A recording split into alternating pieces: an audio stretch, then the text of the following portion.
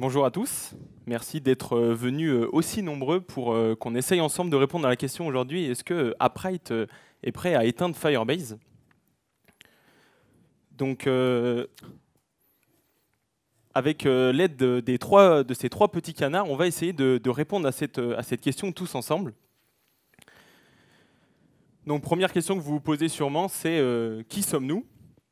Alors moi je m'appelle Michael et voici Lucas. On travaille tous les deux chez Zenica en tant que consultant web. Je travaille chez un client qui s'appelle le Bedrock Streaming, que peut-être certains connaissent sous le nom de groupe M6. Et Lucas travaille chez Race Partner pour un client à Grenoble. Et il y a quelques années, on était encore étudiants et on avait monté une association avec d'autres étudiants pour faire plein de projets web, et notamment pas mal de projets en utilisant du React et du Firebase. Et c'est à partir de ce moment-là où on a commencé à se poser des questions. Est-ce qu'il n'y aurait pas des petites alternatives à Firebase? Est-ce que des gens dans la salle, je pense que oui, ont déjà utilisé Firebase? Ok. Est-ce que des gens connaissent Upright, ont déjà utilisé Upright? Personne, c'est parfait. Première question qu'on va se poser, c'est concrètement, ces outils, à quoi ça sert? Dans le cadre de Firebase, donc vous verrez, les deux outils sont un peu similaires, mais dans le cadre de Firebase, c'est un back-end as a service. Donc c'est un outil qui nous propose plusieurs solutions pour faciliter le développement de nos applications côté front-end, donc par exemple de la base de données, de l'authentification, ce genre de choses. Ça a été créé en 2011 par une boîte qui s'appelle Envolve, et ça a été racheté en 2014 par une boîte que vous connaissez très certainement tous.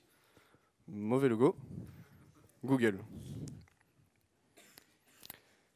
Du côté d'Upright, c'est un petit peu la même chose, sauf qu'ici on est sur une solution qui est open source et qui est auto-hébergée. Et de la même façon que Firebase, ça va permettre de fournir aux développeurs un ensemble de services qui va leur faciliter un peu tout ce qui est l'utilisation et l'utilisation de ce qu'ils ont côté back-end. Donc on a mis quelques infos ici rapides au niveau d'Upright. Donc comme j'ai dit juste avant, c'est une solution qui est open source. C'est une solution qui est assez récente, parce que le premier commit sur le projet, il date de 2019, donc voilà, ça a que quelques années. La version actuelle est la 1.3.1, version 1.3 qui est sortie hier. Donc on a dû mettre à jour un peu tous les slides et tout le reste, donc c'était plutôt cool. Environ un peu plus de 30 000 étoiles sur GitHub, donc c'est un projet qui commence à prendre un peu d'ampleur, qui est suivi par plus en plus de personnes, donc c'est assez cool. Et 278 contributeurs, c'est un projet open source, c'est pareil, il y en a de plus en plus. Même vous, si vous voulez vous lancer et aller faire votre première contribution, n'hésitez pas. Donc le projet a été créé par Eldad Fuchs il y a quelques années. Ils ont fait déjà plusieurs levées de fonds, etc. pour le projet. Et ils ont notamment gagné à un concours Product Hunt le prix du meilleur outil pour les développeurs, donc l'édition 2022. Donc ça a permis aussi un peu de donner un peu plus de visibilité au produit. Bien évidemment, avec Lucas, on n'est jamais d'accord. Donc quand il s'agissait de parler, est-ce qu'il y a vraiment une alternative à Upright? Moi j'ai dit à Lucas, oui Lucas, il faut qu'on teste autre chose, il faut qu'on essaye. Lucas m'a dit, mais non, c'est pas possible, ça peut pas être aussi bien. Donc on s'est dit, il faut qu'on teste. Meilleure solution de savoir qui a raison, c'est de se battre. Au début, on voulait se battre sur scène, mais les orgas du Devox nous ont dit non, donc on va faire un truc un peu plus pacifiste. Et pour cela, on va peut-être avoir besoin de vous. Vu qu'on n'avait pas le droit de se battre, on a développé une petite application qui va nous permettre de vous utiliser pour avoir la réponse de est-ce que Upright est capable d'éteindre Firebase. Donc comme je vois que vous avez tous très bien compris, en même temps c'est un gros QR code, vous pouvez accéder à l'application soit par le lien en haut si vous êtes sur ordinateur ou directement avec le QR code. On va vous laisser un petit peu de temps pour que tout le monde puisse... Il est trop gros. On n'avait pas prévu ça. Sinon, vous pouvez directement aller avec l'URL, normalement ça fonctionne. Est-ce que à peu près tout le monde a le QR code? Je vois plus beaucoup de téléphones en l'air. Un dernier. Un petit dernier. Top. Top. Donc, comment marche l'application? À quoi elle va nous servir? Pendant ce talk, on va vous présenter Upright et Firebase sous le prisme de leurs différents services, de leurs différents outils. Et à la fin de chaque présentation, on va vous permettre de voter pour est-ce que vous préférez Firebase, Upright ou si vous pensez que les deux technologies sont équivalentes. Normalement, vous êtes tous arrivés sur cet écran-là, où vous avez juste à rentrer votre nom pour ensuite que ce soit rentré en base de données et qu'on puisse récupérer vos résultats. Une fois qu'on aura activé les votes, vous aurez ces 3 petits canards qui vous permettront de voter. Il y a le canard avec un petit logo Firebase si vous préférez Firebase, avec un petit logo Upright si vous préférez Upright, et celui qui est déguisé en arbitre de box, c'est pour si vous pensez qu'aucune des deux technologies ne ressort gagnant de ce round. Et en attendant le vote d'après, vous aurez un petit écran, il ne faut pas vous inquiéter, c'est en attendant le vote d'après. Première partie peut-être, le truc au démarrage, la partie mise en place. C'est ce par quoi on commence tous. Donc la mise en place, pour Firebase, c'est vraiment extrêmement simple. Vous avez tous utilisé, donc vous avez déjà une petite idée, mais il suffit d'aller sur la console Firebase, d'appuyer sur Créer un projet. Firebase s'occupe de lier notre projet avec une instance Google Cloud tout seul. On n'a absolument pas à se mettre les mains là-dedans. Et ensuite, nous, côté développeur, on va juste avoir besoin d'un petit fichier de configuration qui change en fonction de la plateforme sur laquelle vous développez et qui nous permettra de nous lier à notre projet Firebase. Alors du côté d'Upright, c'est vrai que ça peut paraître un petit peu plus compliqué. Donc Upright, en fait, en gros, à quoi ça ressemble? C'est un ensemble de conteneurs Docker donc, pour les différents services d'Upright. Donc il y a à peu près, je crois qu'on a marqué, il y a 20 conteneurs Docker pour être précis, donc pour les différents services. Donc c'est un peu sous la forme d'une architecture en microservices. Donc pas de panique, on ne va pas rentrer dans ces détails-là aujourd'hui. Mais vous avez voilà, des conteneurs pour toute la partie trafic, la partie MariaDB, les conteneurs Redis, etc. pour que toute l'instance d'Upright puisse fonctionner. Pour la mise en place, vous avez plusieurs solutions possibles. Donc la première solution, c'est, étant donné que c'est une solution que vous pouvez auto-héberger et notamment travailler dessus en local, vous avez la possibilité de lancer votre instance Upright directement avec une commande qui vous est fournie dans la documentation. Donc c'est une commande assez simple, vous avez la configuration de base et ça se lance sans aucun problème. Vous avez ensuite une deuxième possibilité, donc ça c'est dans le cas si vous avez envie de modifier des paramètres de configuration d'Upright, donc des paramètres de sécurité pour tout ce qui est configuration SMTP, etc. Vous allez pouvoir modifier tous ces paramètres-là dans un fichier d'environnement et ensuite vous allez pouvoir, à l'aide d'un Docker Compose, lancer votre instance d'Upright en utilisant ces variables d'environnement. Donc ça c'est pour un peu plus de configuration.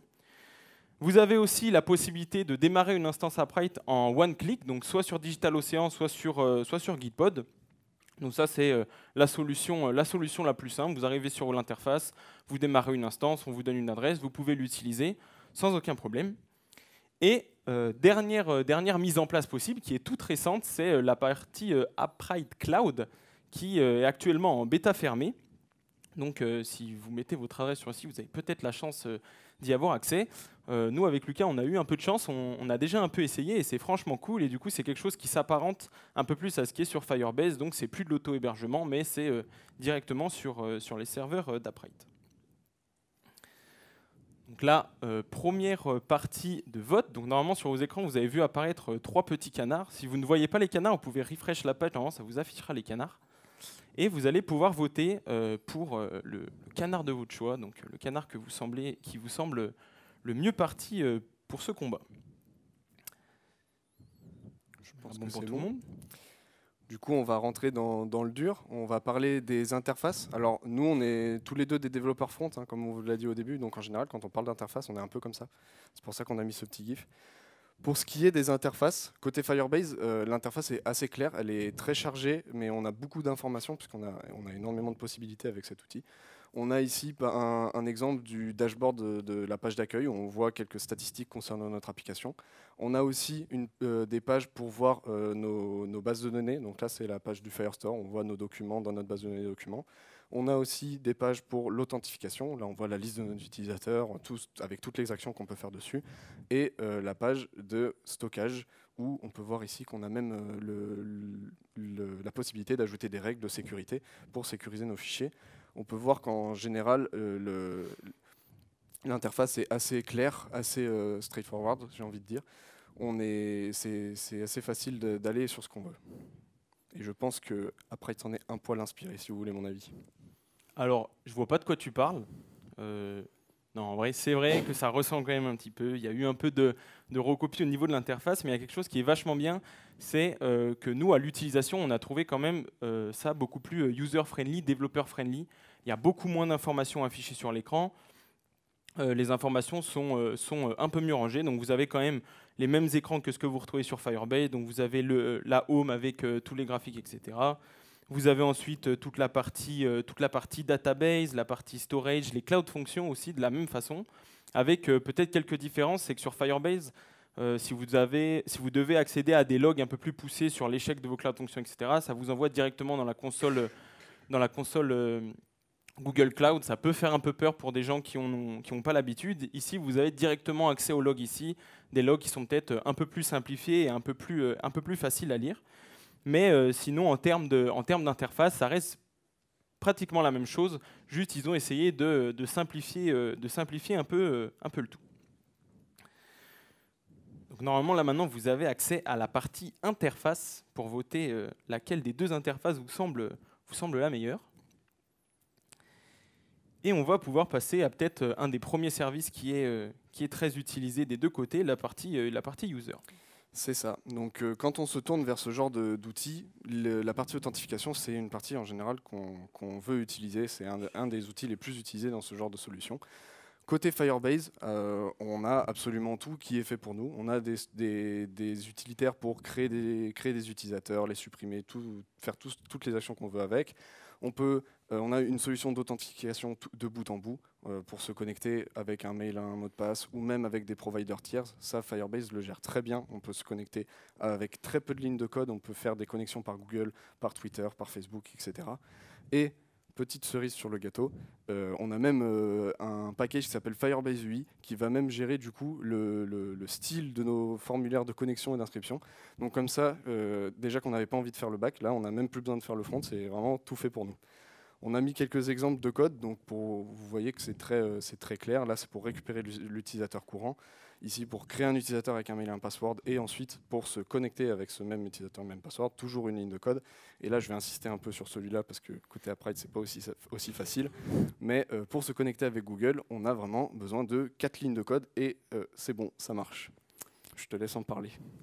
Alors, c'est vrai que du côté d'Upright, la partie user peut sembler un petit peu plus compliquée. Donc de ce côté-là, on a accès à deux services différents. Donc le premier service, c'est le service account. Donc ce service-là va être pour toute la partie gestion des sessions des utilisateurs, etc. Donc de la même façon que ce qui est fait sur Firebase, vous allez avoir la possibilité de créer un compte utilisateur, supprimer une session, etc. Et aussi, comme on le disait, l'accès à plusieurs providers de connexion. Donc il y en a exactement 36, donc beaucoup plus que Firebase. Mais c'est vrai que ça peut être un peu plus compliqué sur certains providers. Il y a beaucoup moins de documentation. Donc vous allez peut-être devoir mettre un peu les mains dans le cambouis, mais tout se fait. Et vous aurez forcément le provider que vous souhaitez dans cette énorme liste pour la partie authentification. Et ensuite, vous allez avoir un deuxième service. Donc comme j'ai dit, c'est séparé en deux services. Et ce deuxième service est plus là pour la partie administration. Donc ça peut s'apparenter à un service que vous utiliserez plus peut-être dans un back-office pour avoir la possibilité d'interagir avec tous les utilisateurs d'un coup.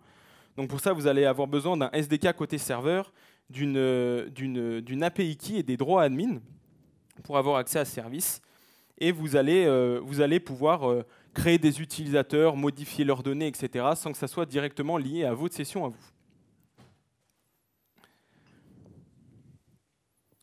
Donc on vous laisse voter pour la partie user.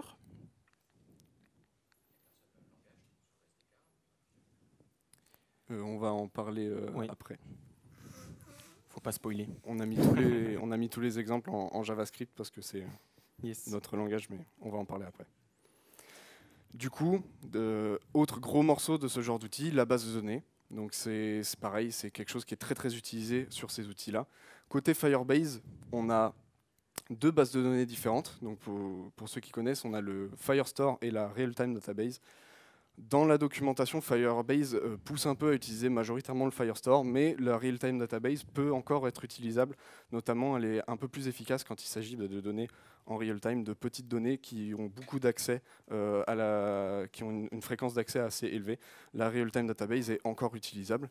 Et un petit plus que vous ne retrouverez pas chez mon concurrent, c'est que Firebase permet aussi d'accéder aux données hors connexion. Donc un peu à la manière des PWA, si vous voyez de quoi je parle. Firebase va s'occuper, si vous le voulez, de gérer tout le cache nécessaire pour qu'une fois que vous êtes connecté une seule fois, vous pourrez réutiliser l'application et récupérer vos données hors connexion. Donc ça, c'est un petit plus non négligeable. Alors, du côté d'Upright, c'est vrai qu'on n'a pas ça. Ça fait peut-être un peu baisser la note, mais on a des choses en plus. Donc, si vous avez déjà utilisé Firebase dans vos documents, vous n'avez pas forcément on va dire de consistance entre vos différents documents. Vous pouvez mettre un peu ce que vous voulez à l'intérieur. Upright, ils ont fait le choix de faire quelque chose d'un peu différent. Pour tous vos documents d'une même collection, vous allez devoir définir un schéma pour vos documents. Donc, vous allez pouvoir spécifier pour chaque attribut, si l'attribut est un string, si l'attribut est un int, etc. Donc son type, si l'élément est required, sa taille, sa key, etc. Donc tous vos documents vont obligatoirement suivre un seul et même schéma, donc pour avoir une même consistance. On a aussi un meilleur support du TypeScript. Donc nous, développeurs front, généralement quand on parle de TypeScript, on est comme ça. Donc ça, c'est plutôt cool pour toute la partie database d'avoir cette synchro qui est facilitée. Et nouveauté, donc slide qui a été ajouté en dernière minute, vu que c'est une nouveauté qui date de 24 heures, ils ont ajouté pour la partie database la possibilité de faire une base de données de manière relationnelle, donc pour vos différents attributs. Donc vous allez avoir la possibilité de lier votre attribut à une autre collection, de pouvoir spécifier si c'est une relation one-to-one, many-to-many, etc. Donc c'est un peu plus de souplesse qui rajoute du côté du développeur pour qu'il ait vraiment le choix de savoir ce qu'il fait, s'il veut utiliser le modèle de base de données documents comme initialement c'est prévu pour Upright, ou alors une base de données manière relationnelle comme c'est fait ici. C'est encore embêtant, hein, c'est vraiment sorti hier à 13 h. Donc, même nous, on n'a pas encore testé. On a testé rapidement pour faire la slide, mais c'est très prometteur, très intéressant. Donc c'est tout pour cette partie-là. Donc les votes sont ouverts. Et du coup, le conteneur, c'est MariaDB pour Upright.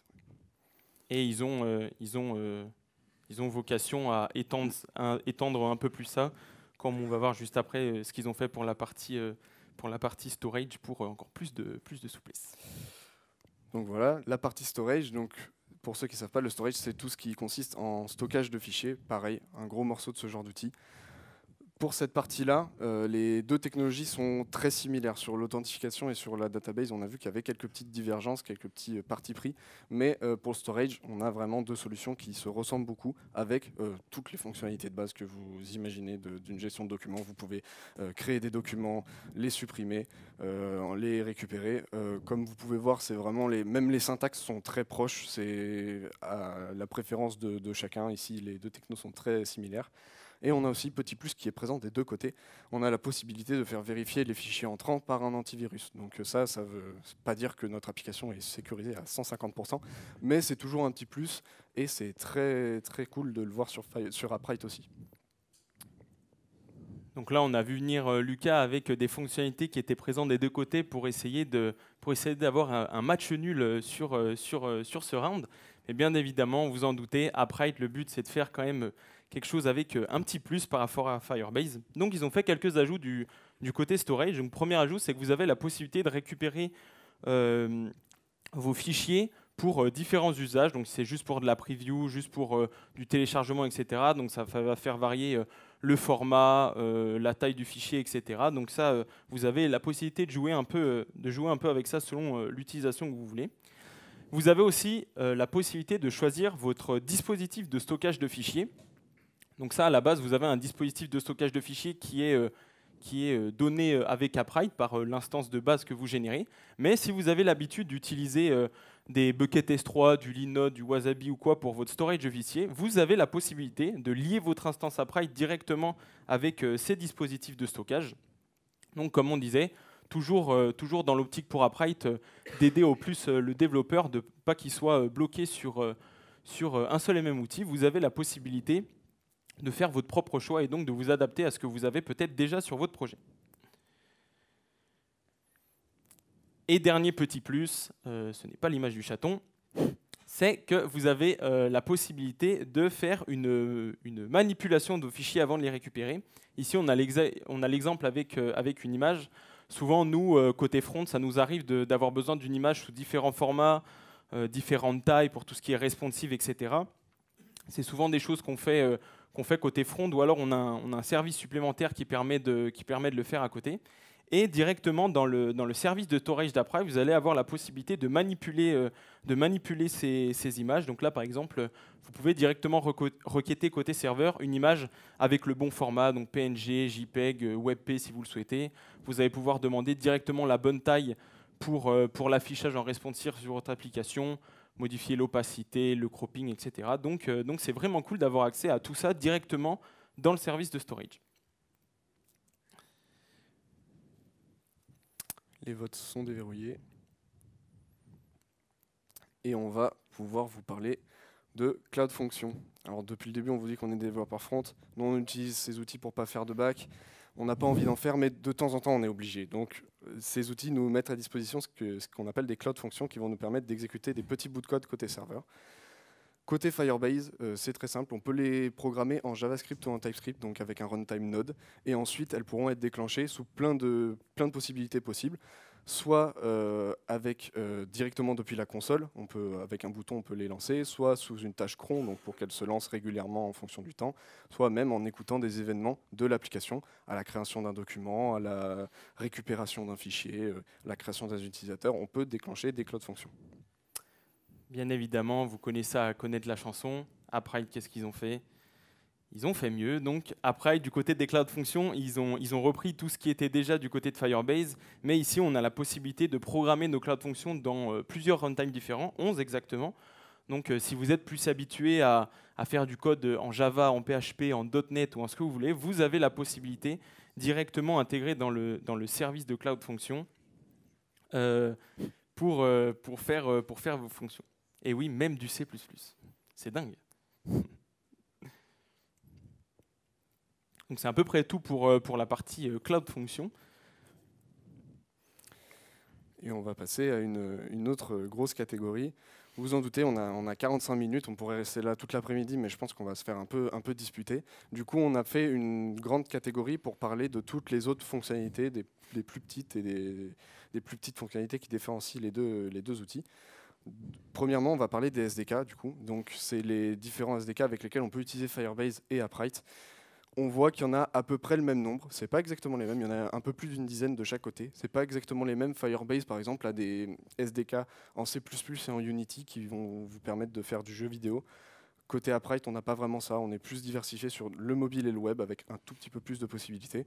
Mais sur ce point-là, les deux technologies sont assez équivalentes. Côté Upright, on a aussi des SDK faits par la communauté, notamment avec Godot, qui est un game dev engine, mais ce n'est pas des SDK officiels Upright. Petite fonctionnalité très intéressante du côté d'Upright et de Firebase, c'est les changements en real time. Donc ça nous permet d'écouter les changements de la base de données pour faire des updates côté front. C'est ce qui me permet, en pianotant sur mon petit téléphone, d'activer le vote sur tous vos téléphones. Pareil, c'est une fonctionnalité qui est présente des deux côtés.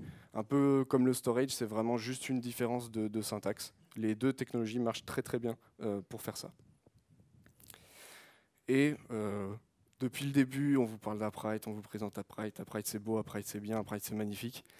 Faut pas oublier que Firebase c'est là depuis beaucoup plus longtemps, depuis 2011, ça a été racheté par Google, donc ça a du budget derrière, c'est quelque chose qui est quand même assez imposant et on a énormément de services de côté Firebase qui ne sont pas présents côté Upright.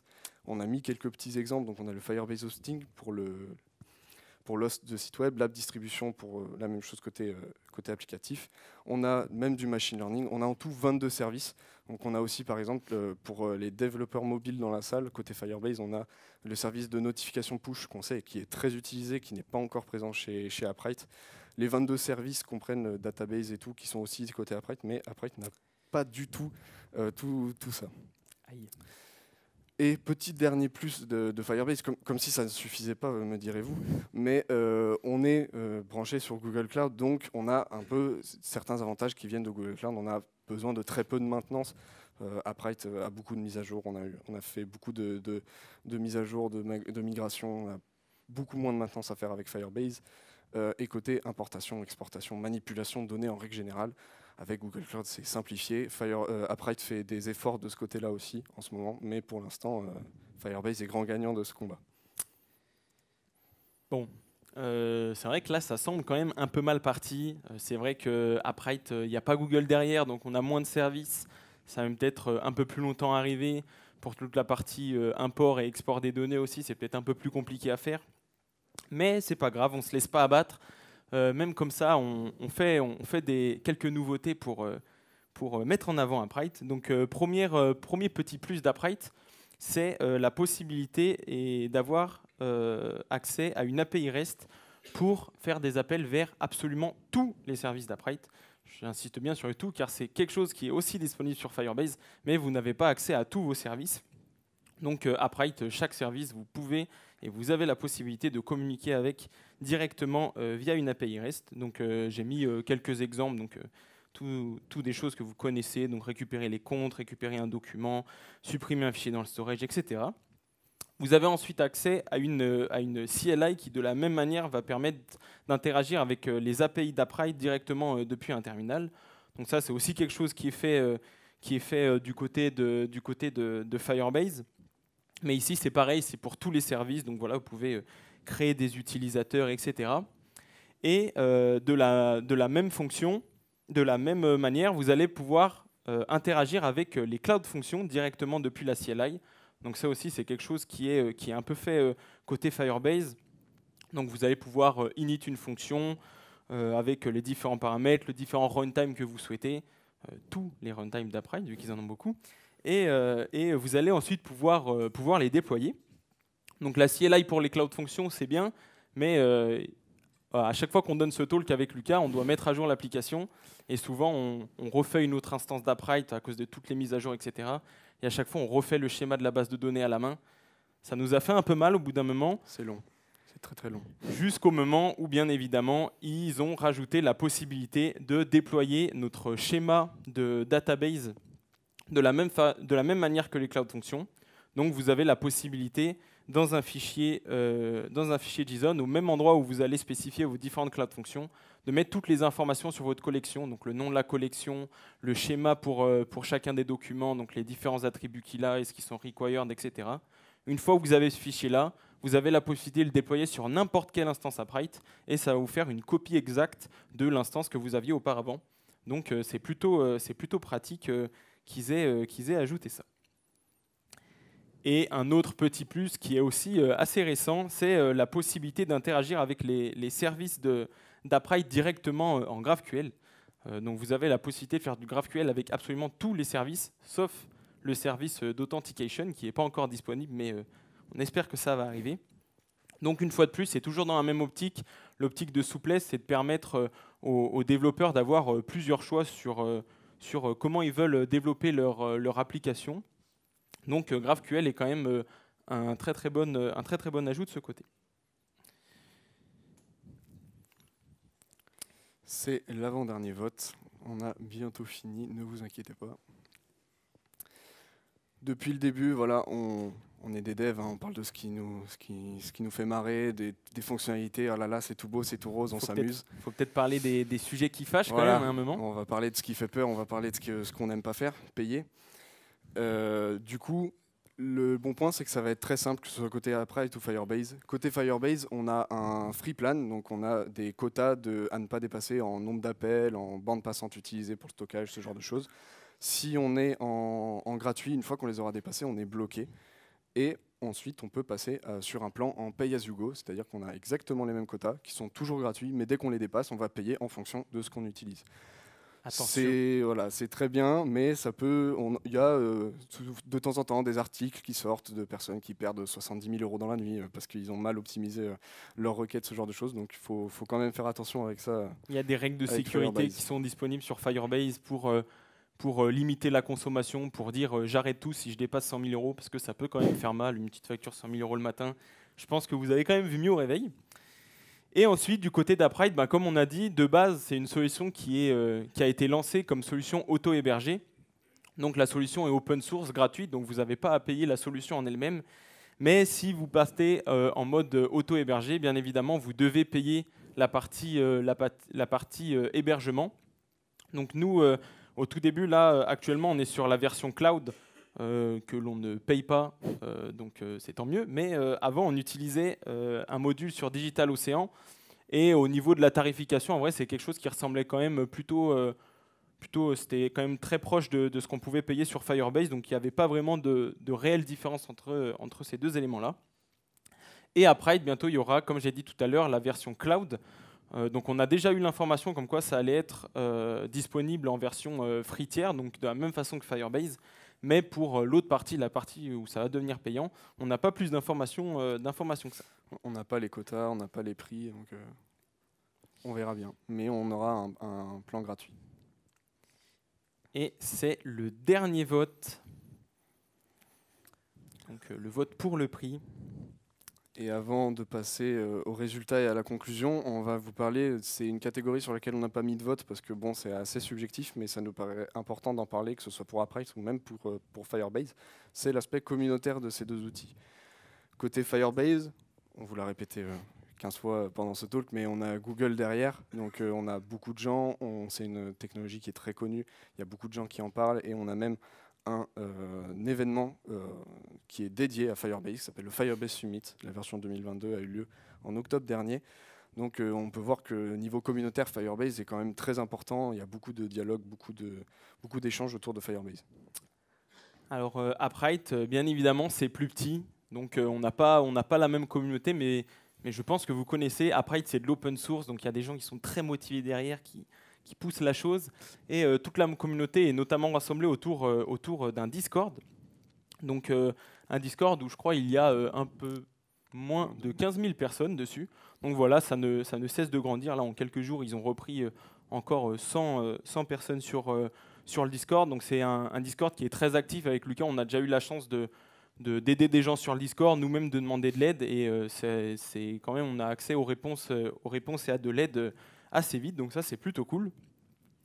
Et on a rajouté des petites informations, bon ça c'est un peu subjectif, mais on s'est dit on allait regarder le nombre de résultats qu'il y avait sur Google pour ces deux outils, pour voir un petit peu la différence, voir si c'était vraiment représentatif.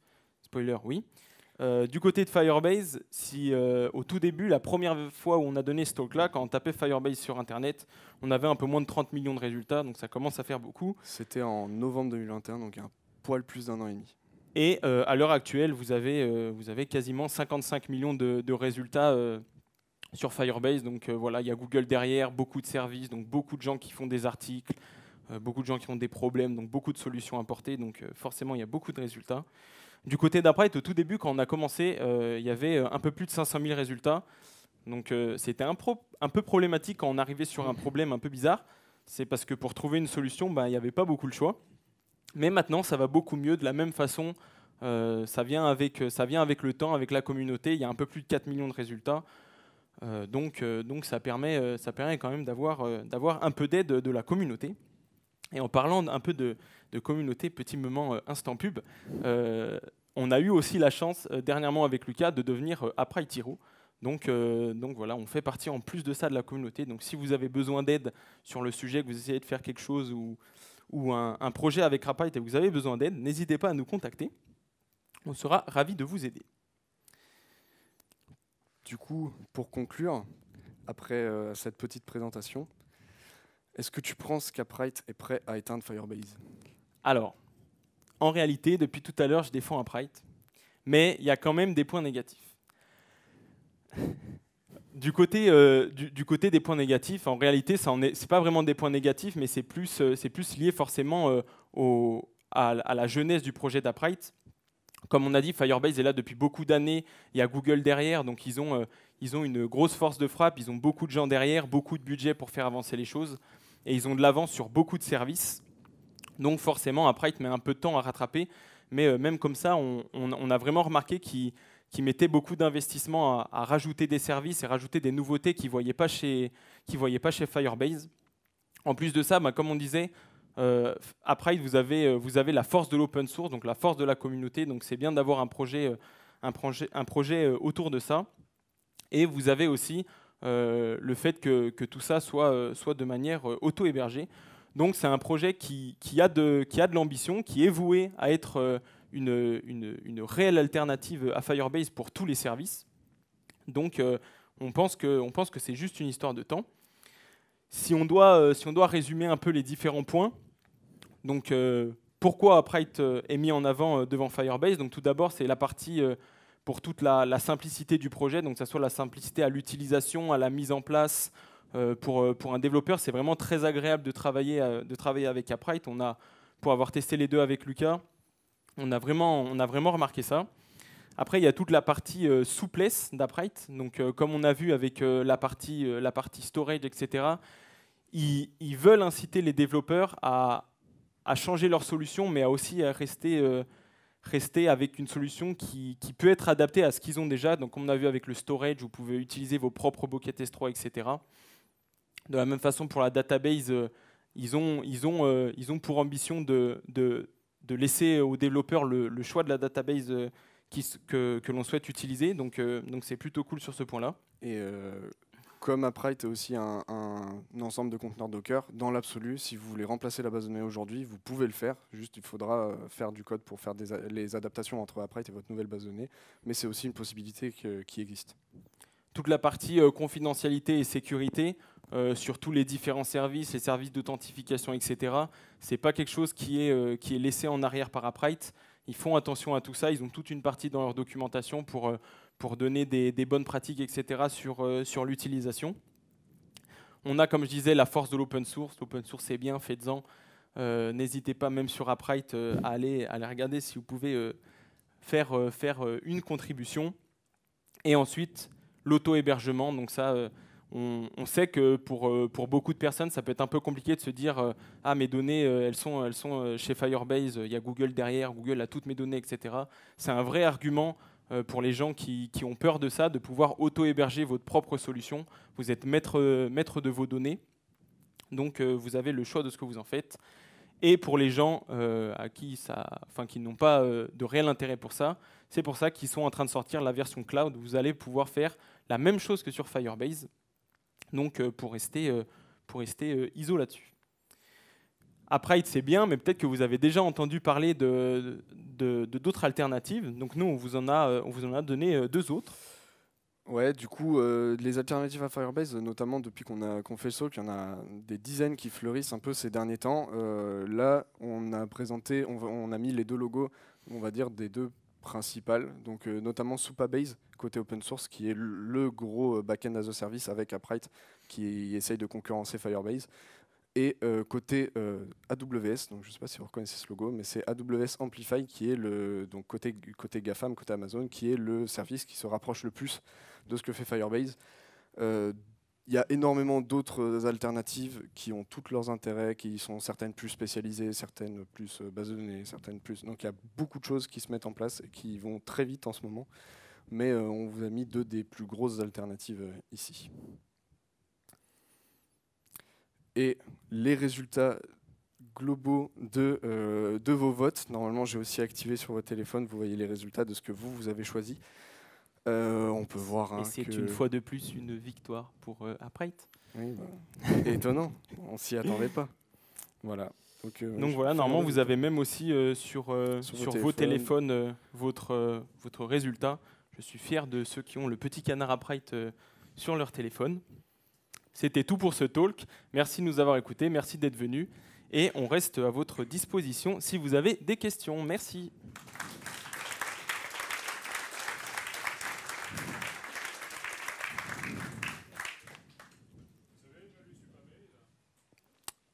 la question, du coup, je dois répéter les questions pour l'enregistrement. La question, c'est est-ce qu'on a testé Supabase? Supabase, on fait de la veille dessus, mais on n'a jamais mis les mains dedans. Donc, on ne saurait pas donner des vraies comparaisons entre Supabase et Upright. C'est quelque chose que j'aimerais bien faire dans le futur, mais pour l'instant, on n'a pas encore eu le temps de creuser en profondeur. Donc, ici. Donc, la question, c'est est-ce qu'on peut terraformer Upright? On l'a jamais fait. Après, de la façon dont c'est fait, je pense qu'il n'y a aucun souci à faire ça. Je pense même qu'il doit avoir une partie dans la documentation pour faire ça. Ça m'étonnerait pas. Mais de la façon dont c'est architecturé, il n'y a aucune raison qu'on ne puisse pas terraformer les différents services. Yes.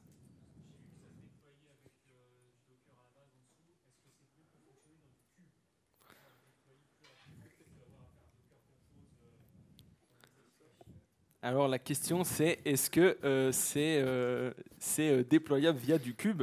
Et la réponse est que très sincèrement, je ne sais pas. Oui, c'est la première fois qu'on nous pose cette question. De la même façon, je pense que c'est quelque chose qui doit être possible. Vu que c'est un projet open source, il y a forcément des personnes qui ont fait des contributions ou des documentations pour ça. Mais je pense que c'est pas quelque chose qui est mis en avant dans la documentation, dans la partie mise en place. En fait, ils mettent en avant les façons les plus simples de faire ça. Donc, je pense que c'est possible, mais pas dans la documentation. Oui.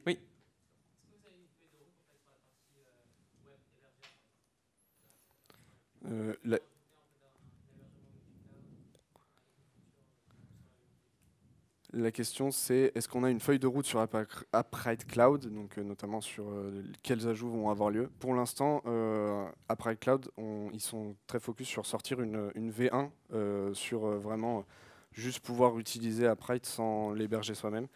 Et on n'a pas d'informations précises. Je sais que en tant qu'Upright Heroes, on risque d'en avoir au fur et à mesure où ils avancent, mais pour l'instant, le focus est vraiment sur sortir une première version, donc on n'a pas d'informations plus précises que ça là-dessus.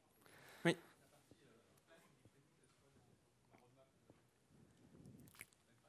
Alors, est-ce que la partie offline est prévue dans la roadmap d'Upright? De la même façon, malheureusement, on n'a pas ces infos non plus. Je pense quand même que c'est quelque chose qui va peut-être être prévu, parce que comme on disait, le but c'est quand même d'essayer d'avoir quelque chose d'ISO à Firebase pour essayer d'avoir des utilisateurs de Firebase qui puissent migrer sur Upright. Donc je ne sais pas vraiment si c'est dans la roadmap, mais je pense que c'est dans la continuité de tout ce qu'ils font et que ça finira forcément par arriver. Oui. Yes. Du coup, la question, c'est est-ce qu'il y a de l'outillage pour faire de la migration? Ça, c'est de la même façon. Du coup, c'est un truc qui est un peu plus compliqué. C'est ce qu'on disait là. On n'a jamais testé, mais j'ai vu qu'il y avait de la documentation qui aidait à faire ça pour faciliter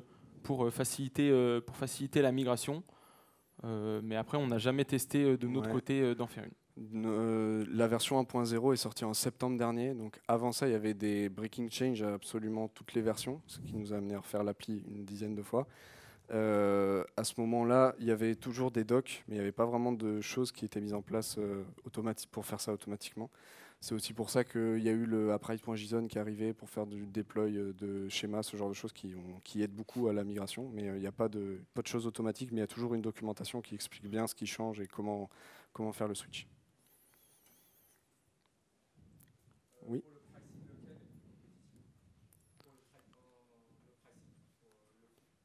Oui. C'est un peu ce qu'on disait. Au niveau du pricing, lequel des deux est plus avantageux? Du coup, c'est comme ce qu'on disait. Le pricing, on n'a pas forcément vu de différence. Après, du coup, ça dépend où est-ce que tu héberges ton instance d'Upright. Ça dépend aussi du scaling que tu as sur ton instance et du trafic, du coup. Nous, pour l'utilisation qu'on en a eu, on n'a pas forcément vu de différence. Après, du coup, si tu as déjà un serveur que tu payes, etc., tu peux rajouter une instance Upright hébergée dessus sans payer en plus ton hébergement, vu que tu en as déjà un. Et pour la Donc, partie cloud, on n'a pas encore les détails, mais une fois qu'on les aura, on les incorporera. mais je pense que à la oui, présentation. partie fritière sur Upright Cloud, ça sera forcément ressemblant à ce qui existe déjà sur Firebase pour, comme on disait, garder un truc ISO. Oui.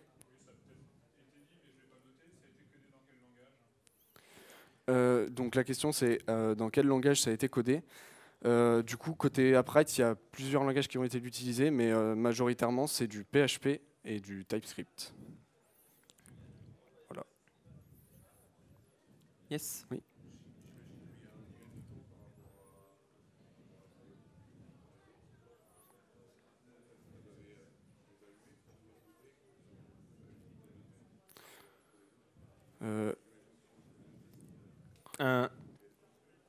Est-ce qu'il y a un gain de temps entre les deux? Vous parlez d'un gain de temps sur...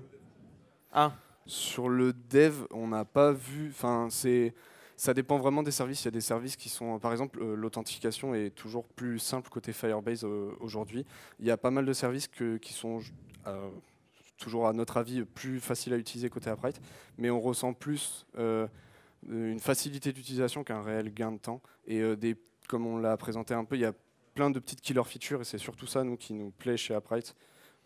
C'est qu'ils sont vraiment à l'écoute des utilisateurs et ils avancent dans le bon sens, à notre avis. ouais, en gain de temps sur toute la partie prog, comme on a vu, il y a quand même pas mal de fonctions qui sont semblables. C'est juste Ouais. des différences de syntaxe, donc il n'y a pas grand-chose qui change.